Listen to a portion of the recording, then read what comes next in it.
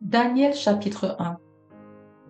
La troisième année du règne de Joachim, roi de Juda, Nebuchadnezzar, roi de Babylone, marcha contre Jérusalem et l'assiégea.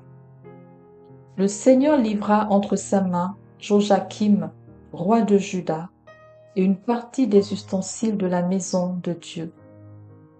Nebuchadnezzar emporta les ustensiles au pays de Shinar, dans la maison de son Dieu. Il les mit dans la maison du trésor de son Dieu. Le roi donna l'ordre à Ashpenaz, chef de ses eunuques, d'amener quelques-uns des enfants d'Israël de race royale ou de famille noble, de jeunes garçons sans défaut corporel, beaux de figure, doués de sagesse, d'intelligence et d'instruction, capables de servir dans le palais du roi, et à qui l'on enseignerait les lettres et la langue des Chaldéens. Le roi leur assigna pour chaque jour une portion des mets de sa table et du vin dont ils buvaient, voulant les élever pendant 3 années, au bout desquelles ils seraient au service du roi.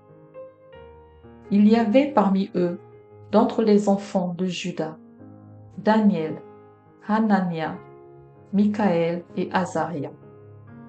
Le chef des eunuques leur donna des noms: à Daniel celui de Beltchassar, à Hanania celui de Shadrach, à Michaël celui de Méshach, et à Azaria celui d'Abel-Négo. Daniel résolut de ne pas se souiller par les mets du roi et par le vin dont le roi buvait, et il pria le chef des eunuques de ne pas l'obliger à se souiller. Dieu fit trouver à Daniel faveur et grâce devant le chef des eunuques. Le chef des eunuques dit à Daniel: « Je crains mon Seigneur le roi, qui a fixé ce que vous devez manger et boire. Car pourquoi verrait-il votre visage plus abattu que celui des jeunes gens de votre âge?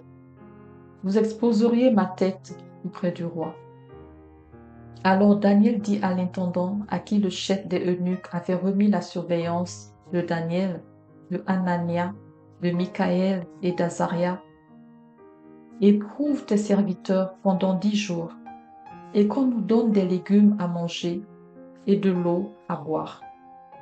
Tu regarderas ensuite notre visage et celui des jeunes gens qui mangent les mets du roi, et tu agiras avec tes serviteurs d'après ce que tu auras vu. » Il leur accorda ce qu'ils demandaient et les éprouva pendant 10 jours.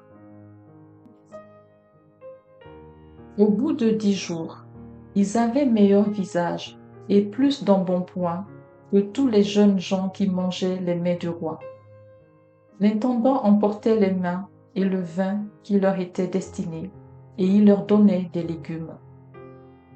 Dieu accorda à ces 4 jeunes gens de la science, de l'intelligence dans toutes les lettres et de la sagesse, et Daniel expliquait toutes les visions et tous les songes.